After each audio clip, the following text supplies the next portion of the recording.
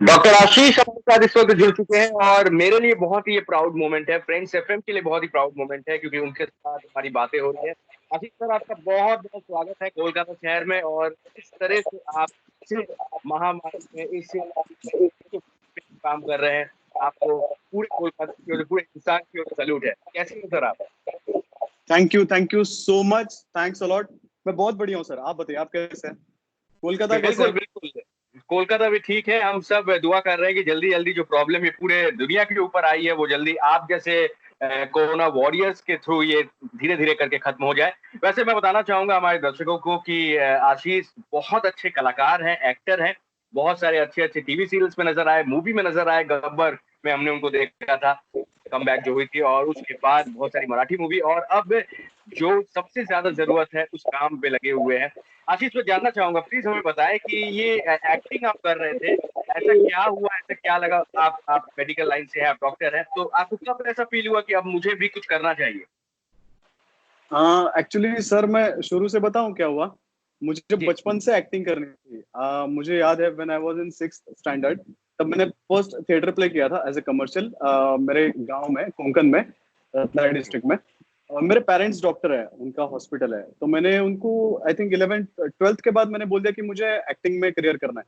I was a science student, लेकिन dad ने बोला कि नहीं, तुम्हें डॉक्टर ही बनना पड़ेगा। तो एक्चुअली ठीक है, मार्क्स अच्छे आए थे 12th में, सीईटी में भी मार्क्स अच्छे आए थे, तो एडमिशन मिल गई और बन गया डॉक्टर। लेकिन जब डॉक्टर बन रहा था तब मैं theatre plays, fashion shows Pune में कर रहा था। एक दिन पापा को पता चला कि मैं ये सब कर रहा हूँ। बहुत डांटा उन्होंने। उन्होंने बोला घर से बाहर निकालूंगा, ये करूंगा वो करूंगा। और उसके बाद पास आउट हुआ, तभी भी मैं ये थिएटर कर रहा था। और ऐसे इतना कंफ्यूज था मैं, कि समझ में नहीं आ रहा था कि क्या करूं अब। करनी थी तो एक्टिंग, मतलब एक्टिंग फील्ड में मुझे करियर करना था, बचपन से वही सपना था। तो पापा को कैसे समझाऊं? तो fortunately where I was working in Pune, वहां पे एक मेरे बहुत रिस्पेक्टफुल टीचर है, डॉक्टर गिरीश जाते हैं। उन्होंने मेरे डैड को समझाया। उन्होंने बोला कि ठीक है, उसकी विश है तो एक बार मुंबई जाने तो दे दो उसको, हम्म। देखेगा वो। तो पापा ने बोला कि ठीक है, तुम मुंबई जाओ, लेकिन अपने बलबूते पे जो तुम्हें हासिल करना है वो अपने बलबूते पे करो। If you have guts then go, मैं कुछ हेल्प नहीं करूंगा। और आप इमिडिएटली ऐसे पास आउट होने के बाद 3-4 साल आप मेडिसिन में, पुणे में प्रैक्टिस कर रहा था मैं। और डैड ने बोला कि जाओ। तब सेविंग्स वगैरह कुछ नहीं थी मेरे पास। और मुंबई में आने के बाद रहने का खर्चा, मुंबई में रेंट इतने बहुत ज्यादा है, तो समझ में नहीं आ रहा था क्या करूं। तो मैंने एक दो जगह पे इंटरव्यू दिया। तब मैं प्लान करके आया था। मेरे कुछ मुंबई में फ्रेंड्स थे, वो दो वर डॉक्टर्स, और वो प्रैक्टिस कर रहे थे। तो मैंने उनको पूछा, यार अनिश ऐसे ऐसे है, मैं आ जाऊं क्या मुंबई में, और नाइट ड्यूटी करूंगा और दिन में ऑडिशंस दे दूंगा? तो क्या उन्होंने बात बोला कि हाँ आशीष ठीक है, आ जा तू। तो एक जगह पे आईसीयू में जॉब मिल गई मुंबई में। और वहां से जो सफर शुरू हुआ, उसके बाद I think with in 6-7 months first पहला एक छोटा सा रोल मिल गया, और वहां से रोल मिलना शुरू हो गया। और चल रहा है। तो मैंने मेडिसिन कभी छोड़ी नहीं थी। ऑडिशन देता था दिन भर, रात में मैं ड्यूटी करता था, वर्कआउट करता था, मेरे 6 पैक्स मेंटेन करके रखे थे मैंने। जो जो एक ही एम था कि मुंबई में जाके सिर्फ अभी मेहनत करनी है और वापस गांव नहीं जाना, कौन सी भी हालत में। तो वही मैं बस वो फ्लो में मैं करता गया, और अभी भी कर रहा हूँ। जॉब कर रहा था, रोज काम मिलना शुरू हुआ, शूटिंग रोज शुरू हो गई फिल्म्स की, मराठी फिल्म्स, उसके बाद हिंदी टेलीविजन शोज। तो एवरीडे शूट करने के बाद रात में वापस हॉस्पिटल चले जाना थोड़ा सा मुश्किल हो रहा था। तो मैंने ऑन कॉल जाना शुरू किया। जब मुझे फोन करते थे तो मैं चला जाता था। मैंने कभी ना नहीं बोला कि आशीष आज तुम्हारी जरूरत है, तुम आ जाओ, आज ड्यूटी करना है। तो मैंने कभी ना नहीं बोला। ऑफ कोर्स मैं आउटडोर जब शूट कर रहा था तब मैंने उनको बोला कि अभी मैं नहीं हूँ मुंबई में। तो उन्होंने मुझे उतना बोला कि ठीक है चलो कोई बात नहीं। लेकिन मैंने कभी मेडिसिन कंप्लीटली छोड़ा नहीं था। मैं हमेशा रात में जब भी उनको वो मुझे बुलाते थे तो मैं जाता था, ड्यूटी करता था। और ये जब कोरोना का जब प्रॉब्लम हुआ ना, तब अचानक से मुझे फोन आ गया, आशीष अभी 24/7 आना पड़ेगा। तब शूटिंग्स भी बंद हुए थे। तो मैंने सोचा यस आई एम कमिंग। मैं नाइट ड्यूटी करके आ गया था, आके सुबह सो रहा था घर में। और अचानक से 11:30 बजे फोन आ गया मुझे, I think 24th of March। हाँ, 11:30, 23rd नाइट ड्यूटी की।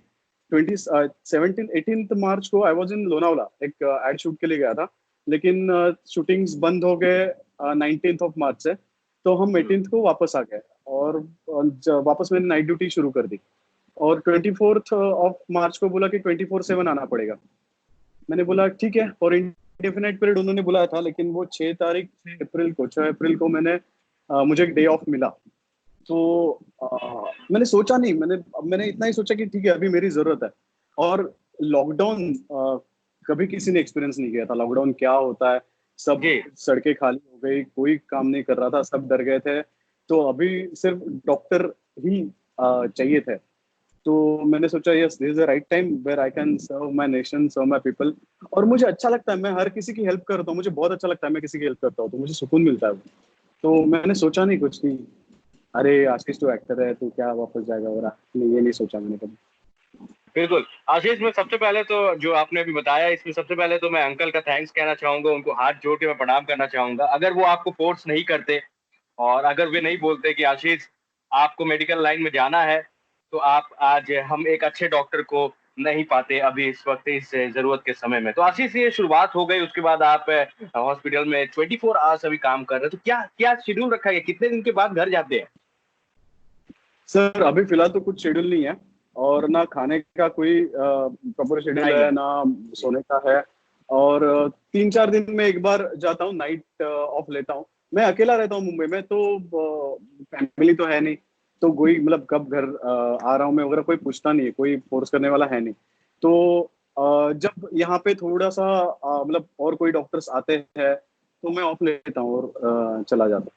फ्लेक्सिबल है वो भी, हॉस्पिटल भी मेरा ख्याल रखता है, हॉस्पिटल भी बोलते हैं कि आशीष नहीं यार, ज्यादा टायर्ड मत हो, तू अभी आज जल्दी जा। जी एवरीबडी इज वेरी कोऑपरेटिव। बिल्कुल। तो आशीष मैं जानना चाहूंगा कि हमने हमेशा देखा है कि मैंने बहुत इंटरव्यूज किए हैं और हमने हमेशा टीवी में भी देखा है और रियलिटी शोज में भी हमने देखा है कि एक्टर्स जो होते हैं वो अपने चेहरे को, अपने आप को बहुत बचाने की कोशिश करते हैं कि नहीं मुझे चोट नहीं लग जाए, मुझे रोल नहीं मिलेगा, शूटिंग में प्रॉब्लम होगी। लेकिन आप आगे बढ़कर आप एक्टिंग लाइन में अच्छा कर रहे थे, आप अच्छे मूवीज कर रहे थे, सीरियल्स कर रहे थे। कभी भी ऐसा फील नहीं आया कि नहीं हो सकता है कि मुझे कुछ प्रॉब्लम हो जाए, मेरा जाना अभी ठीक रहेगा नहीं रहेगा, ऐसी ख्याल कभी आपके दिमाग में आया? नहीं नहीं, कभी नहीं आया, क्या कभी बात। नहीं आया।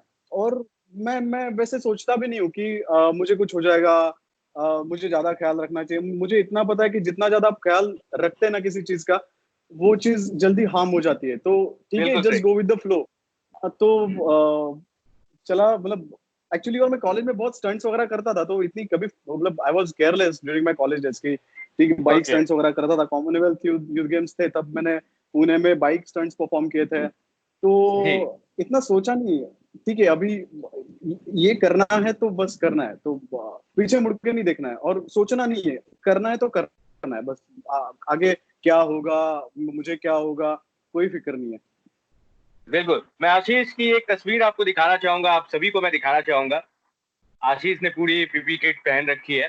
तो आशीष कुछ हमें बताएंगे, अगर हमारे व्यूवर्स के लिए अगर आप कुछ बताना चाहें, ये जो पहना जाता है, पीपी किट जो पहनी जाती है, इसको पहनने के बाद कितनी देर तक आप इसको पहने रहते हैं, क्या नियम है इसकी? अ, सर सबसे पहली बात, उसमें मैंने फेस शील्ड नहीं पहना है। तो बहुत सारे लोग जी। कहेंगे कि अरे यार, आंखों में कुछ नहीं है, ग्लासेस नहीं पहना है। तो जानबूझकर नहीं पहने, फोटो खींचना था। फोटो के लिए और किया गया था। इसको एग्जैक्टली और इसको 8.5 hours to 9 hours रहते हैं, पहने हमारी रहना ड्यूटी पड़ता है। रहती है कंटिन्यूअसली। यस, पहने रहना पड़ता है। और 8 to 9 hours आप मिक्चुरेशन के लिए नहीं जा सकते, यूरिनेशन के लिए नहीं जा सकते।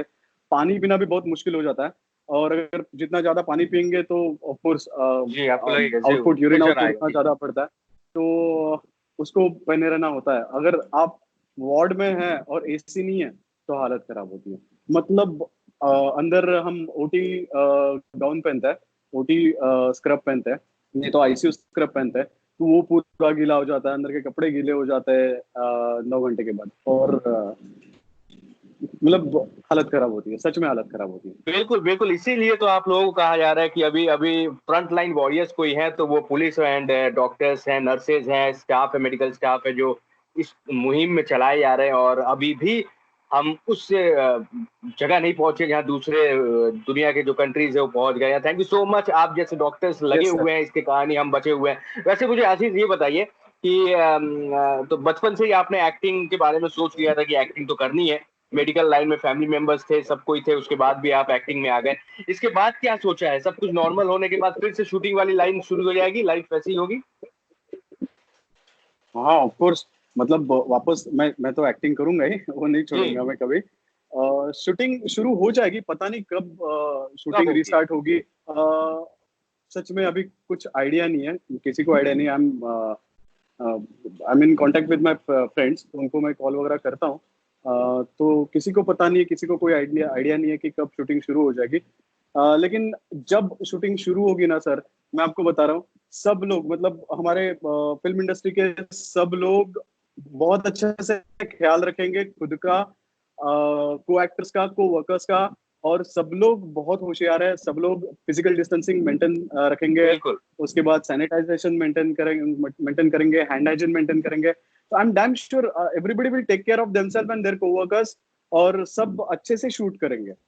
बिल्कुल। लेकिन शूट कब शुरू होगा, कैसे शुरू होगा, कितने ये लोगों कोई के नहीं है। साथ शुरू होगा, कोई कुछ आइडिया नहीं है। कोई कोई नहीं जानता बिल्कुल। ये। बिल्कुल आशीष, लेकिन आप सब अच्छे, लोग हाँ जी। अच्छे से करेंगे। जी।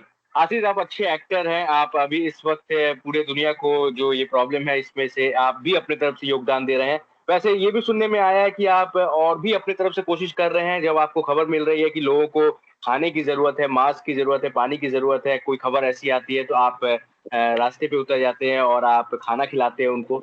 ऐसी भी खबर आई है मेरे पास।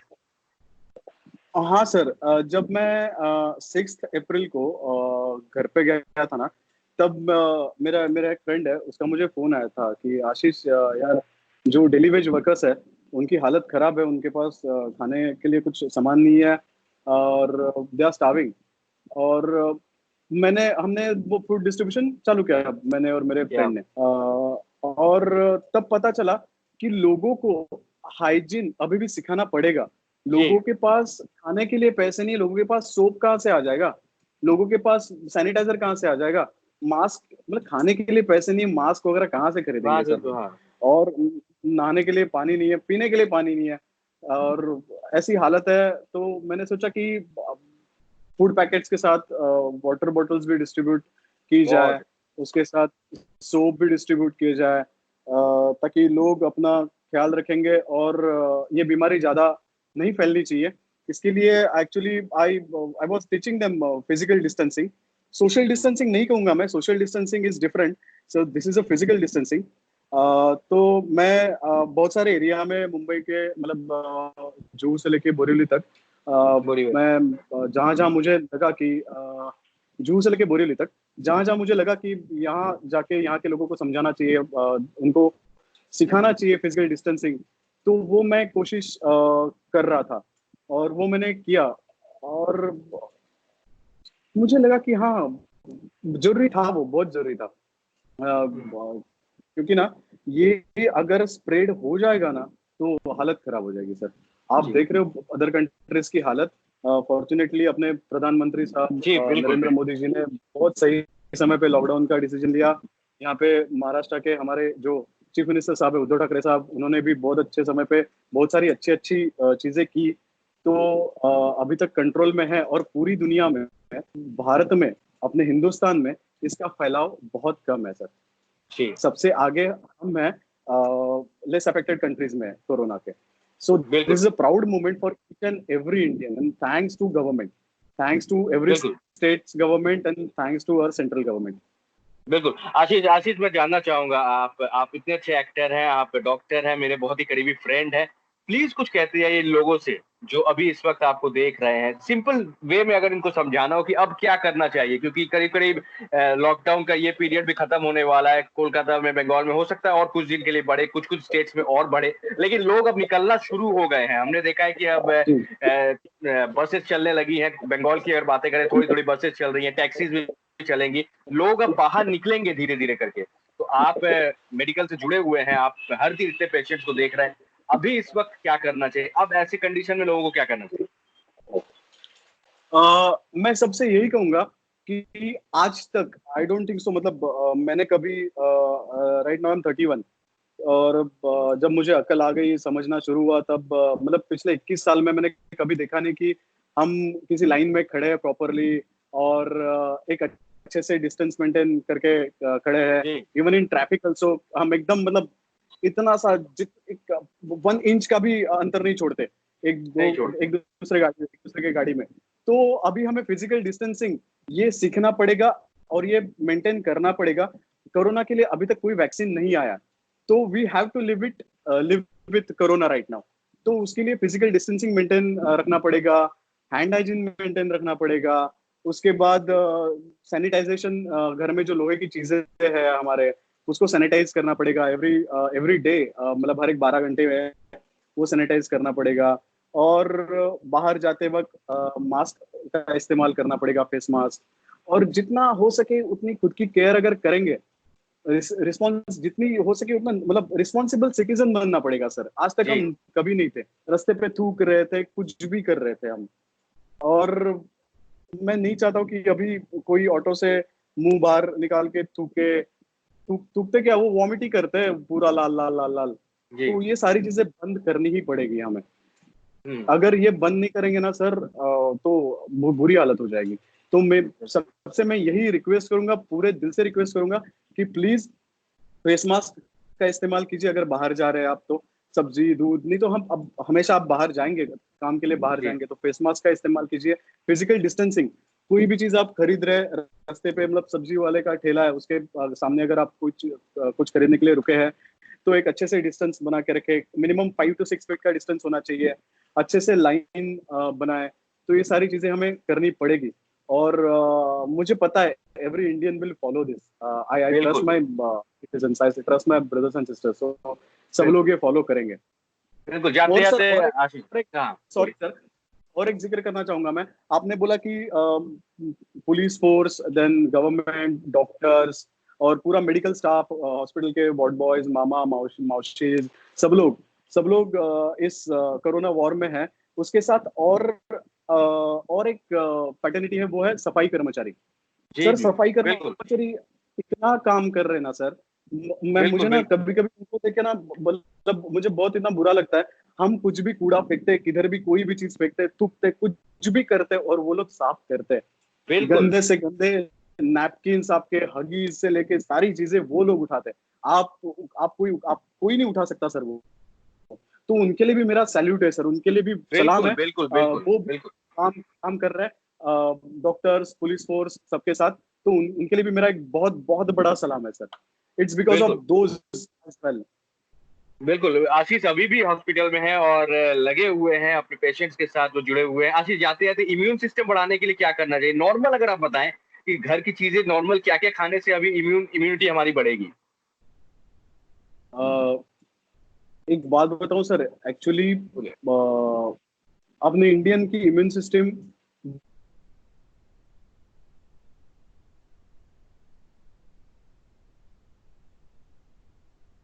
आशीष, क्या आप सुन पा रहे हैं मुझे? हेलो, हाँ हाँ जी, हाँ जी, प्लीज। हाँ जी। हाँ, अपनी इम्यून सिस्टम बहुत अच्छी है। जी तो कुछ अलग करने की और मेडिसिन खाने की वगैरह, ऐसे कुछ करने की जरूरत नहीं है। घर में जो आप सब्जी वगैरह लाएंगे, नॉनवेज लाएंगे, चिकन हो, मटन हो, और कोई कुछ नॉनवेज अगर आप लेके आ रहे, तो उसको अच्छे से बॉईल कीजिए। बॉईल करने के बाद खाइए। बाहर से आ रहे तो तुरंत कपड़े चेंज कीजिए, वो धोने के लिए डालिए, सैनिटाइज कीजिए सारी चीजें। और मेंटली स्ट्रांग रहिए। अभी सर बिल्कुल बहुत सारे लोग कोरोना की वजह से इतने डरे हुए हैं। बहुत सारे ऐसे पेशेंट्स आते हैं कि जिनको सिर्फ डर है कि मुझे कोरोना हो गया है। एक चीज बताऊंगा sir, your body is a servant of your mind. Your जी body is a servant of your mind. आप जैसे मन में सोचेंगे वैसी बॉडी रिएक्ट करेगी। तो कोरोना के लिए कोई वैक्सीन नहीं है। अभी जो ट्रीटमेंट कोरोना के लिए चल रही है, अभी जितने सारे लोग क्योर हो रहे हैं, आप देख रहे, mortality rate is very less in India. Sure लोग कोरोना से क्योर हो रहे, बहुत सारे लोग क्योर हो रहे हैं। हमने उसकी तरफ भी ध्यान देना चाहिए, उनकी तरफ भी ध्यान देना चाहिए कि लोग क्योर हो रहे हैं। तो अपनी इम्यून सिस्टम अच्छी है। तो मेंटली स्ट्रांग रहना, इट इज वेरी इंपॉर्टेंट कि कुछ नहीं होगा। केयरलेस नहीं होना है, रिस्पॉन्सिबली मेंटली स्ट्रांग होना है, खुद का ख्याल रखना है। तो घर में पानी उबाल के पिए, उसके बाद ज्यादा कोल्ड ड्रिंक्स वगैरह ये सारी चीजें अवॉइड कीजिए, स्मोकिंग अवॉइड कीजिए, क्योंकि it is infection of low respiratory tract जी ऑफ एल्वियोलाई को अफेक्ट करता है। तो स्मोकिंग कम कर दीजिए, बंद कर दीजिए मैं तो कहूँगा। और पानी गर्म करके पिए। अभी आई थिंक रेनी सीजन आएगा, तो इसमें बहुत जी सारे बैक्टीरिया वायरसेस रिएक्टिवेट हो जाएंगे। तो खुद का ख्याल रखिए और खुद के ऊपर भरोसा रखिए। Be mentally wise and positive. Don't become careless. अरे कुछ नहीं होगा मुझे, ठीक है, ये अच्छा एटीट्यूड है, कुछ नहीं होगा मुझे, लेकिन ये केयरलेस नहीं होना जी, चाहिए। ओवर कॉन्फिडेंस भी नहीं वो होना चाहिए, बिल्कुल। यस, ओवर कॉन्फिडेंट नहीं होना चाहिए, कॉन्फिडेंस होना चाहिए। और डरिए मत, डरिए मत। जो सोशल मीडिया पे फेक न्यूज आती है जी और फेक वीडियोस है, उनसे मत डरिए। उसके मतलब जांच कीजिए और ट्रस्ट रखिए उस पर। ये बिल्कुल कहूंगा सर। बिल्कुल बिल्कुल वी आशीष, ऑल आर। बिल्कुल। जी जी जी जी, सर, बोलिए बोलिए। प्लीज। आप बोलिए, आप बोलिए। कि हाँ, मुझे गर्व है कि पूरी दुनिया में इंडिया में इसका फैलाव कम है सर, और मुझे बहुत गर्व है। लोग कहते हैं कि इंडियंस फॉलो नहीं कर रहे हैं। बहुत सारे लोग अभी भी रास्ते पे घूम रहे हैं। ऑफ कोर्स वो रास्ते पे आएंगे, घूमेंगे, क्योंकि एक एक घर में 10-10 लोग रह रहे हैं, तो पॉसिबल नहीं होता है। लेकिन अभी तक बहुत अच्छे से कंट्रोल करके रखा है लोगों ने। तो उन सबके लिए भी मेरा सैल्यूट है, सलाम है सबको, कि आपने बहुत अच्छे से कंट्रोल करके रखा है। इसीलिए मेडिकल फैटर्निटी पे उतना प्रेशर नहीं आ रहा है। 135 नहीं, करोड़ लोगों का देश है हमारा सर। और अपने यहाँ पे वेंटिलेटर्स और ICU beds, hospital beds are very less. तो अभी तक उतना प्रेशर नहीं आया है। मैं उम्मीद करता हूँ कि ऐसे ही सब लोग अपना ख्याल रखेंगे, रिस्पॉन्सिबल रहेंगे, और कोरोना को इंडिया से हटा देंगे। बिल्कुल बिल्कुल बिल्कुल आशीष, मैं आपको बता दूं कि मैंने बहुत सारे इंटरव्यूज लिए हैं, लेकिन उनमें से one of the best interview आज मैंने आपका लिया है, और मुझे बहुत ही प्राउड फील हो रहा है। Thank you so much. पूरे पूरे कोलकाता की तरफ से, पूरे इंडिया की तरफ से मैं आपको थैंक्स कहना चाहूंगा, जिस तरह से आप और आपकी पूरी टीम और इस वक्त मेडिकल फैटर्निटी डॉक्टर नर्सेज लगे हुए हैं, उन सभी के लिए जितनी भी हम तारीफ करें उतनी कम है। Thank you so much. अपना ख्याल रखिएगा। आप सही हैं, सब कुछ सही रहेगा, इसी तरह से लगे रहिए, और हम बहुत जल्द एक साथ मिलकर कोरोना को दूर हटाएंगे। Thank you so much. Yes sir, yes sir, thanks a lot. और मैं सभी कोलकाता वासियों को थैंक्स कहूंगा। Thank you so much for listening me. और प्लीज अपना ख्याल रखिए, अपने देश का ख्याल रखिए, अपने देशवासियों का ख्याल रखिए। Thank you so much. May God bless all of us. Salute. Same to you. Thank you so much, Ashish. Take care. All the best. Thank you so much. Yes, Thank you. You too, bye.